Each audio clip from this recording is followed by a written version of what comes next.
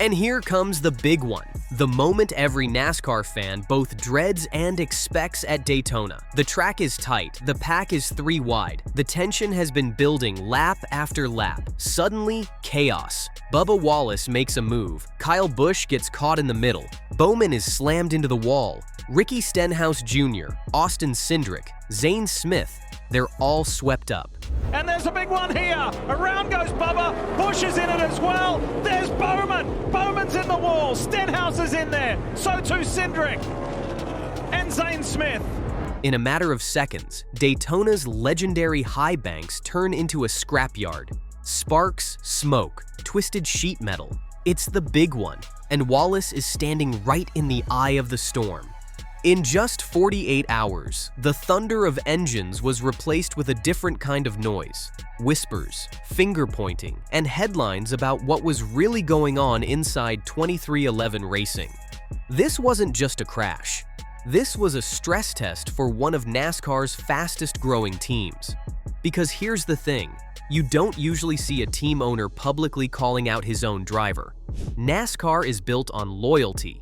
Disagreements are supposed to be handled behind closed doors. But this time, the doors swung wide open. Denny Hamlin, both a driver and co-owner of 2311 Racing alongside Michael Jordan, didn't hold back. And when he spoke, everyone listened. On his Actions Detrimental podcast, Hamlin gave his raw take. In his eyes, Wallace squeezed cars into a space that didn't exist. There wasn't enough room, and at nearly 200 miles per hour, inches matter more than anything.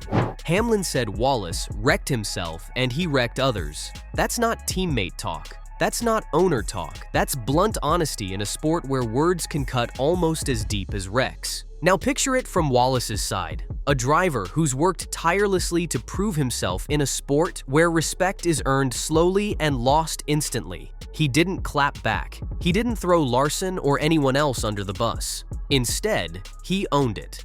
He called it a bad deal, admitted things had been going too well in stage 1, and said maybe something was bound to happen. He pivoted his focus to Darlington, to the playoffs, to the future. That kind of restraint takes maturity, but it also leaves him carrying the weight of the blame. Not everyone saw it the way Hamlin did.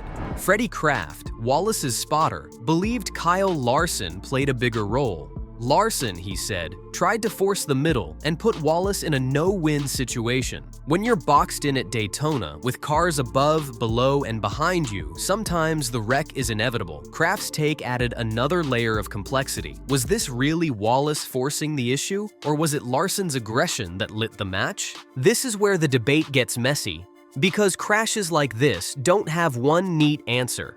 Replays tell one version of the story. Drivers and spotters tell others.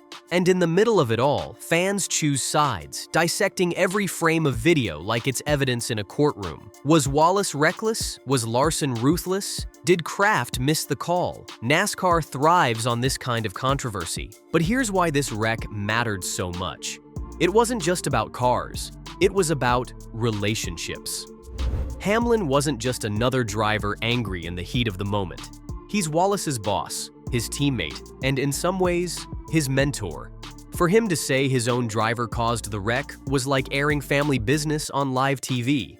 The honesty was striking, but it also cracked open questions about trust inside 2311 Racing. Fans instantly split down the middle. Some said Hamlin was right to call it like he saw it. Others argued that no owner should throw his driver under the bus publicly. Social media lit up with slow-motion replays, screenshots, and debates that stretched into the night. In NASCAR, perception is almost as powerful as performance. And right now, perception is that Wallace shoulders the blame, even if Larson's move played a role. The wreck itself was textbook Daytona chaos. A dozen cars gone in an instant. Joey Logano caught in the mess. Kyle Busch spinning out. Riley Herbst, Wallace's teammate, taken out. These pileups, the so-called big ones, don't happen in isolation. They're born from a dozen decisions made in the span of a heartbeat. Trust, timing, and communication. When any one of those falters, the results are catastrophic. Hamlin believes Wallace forced the issue. Wallace believes it was just a bad racing moment. Kraft points the finger at Larson. 3 perspectives, 1 wreck, endless debate. What makes this especially gripping is the backdrop. 2311. Racing isn't just another team. It's the high-profile project backed by Hamlin and Michael Jordan, built to challenge NASCAR's old guard. Every move they make is scrutinized. Every misstep becomes a headline. And now, right before the playoffs, they're dealing with the kind of controversy that can either galvanize a team or tear it apart. This isn't the first time NASCAR has seen teammates clash or owners call out drivers. History is full of moments where wrecks spilled into rivalries. Richard Childress versus Dale Earnhardt's teammates in the 90s, Tony Stewart's public feuds, even Kevin Harvick's on-air jabs. The difference is, those were usually directed at competitors, not family. Hamlin's comments hit differently because of the bond he shares with Wallace. Rewind the tape again. Wallace threads the needle. Larson edges down. Cars stack up. At that speed, with 3 wide racing, disaster is only ever a split second away. Maybe Wallace forced it. Maybe Larson squeezed. Maybe neither had a choice. But once contact was made, there was no turning back. The big one was already written in the Daytona script. The silence after the wreck was chilling. Cars smoldered, crews scrambled, fans caught their breath. And then, days later, the podcast dropped.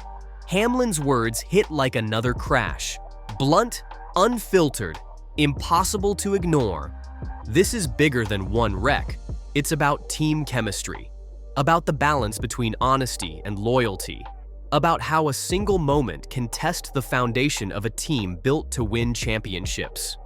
Wallace took the blame, but Hamlin's public critique will echo longer than the smoke from Daytona.